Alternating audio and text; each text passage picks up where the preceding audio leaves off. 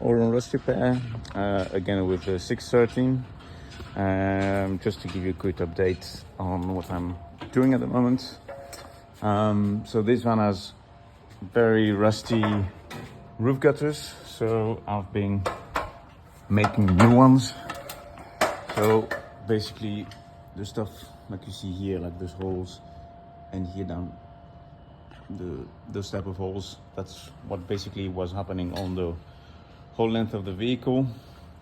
So I just removed the old gutter completely and I made a new one.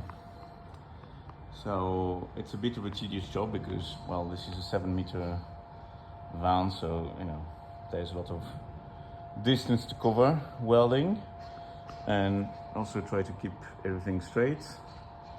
But yeah, basically, like when this is that bad with bubbles and holes everywhere, I don't see the point of trying to save the original metal. I just prefer to remove it completely and start from scratch and just weld a new gutter. And yeah, so that's what I was doing. The structure below is done, and yeah, hopefully this side is finished before the weekend.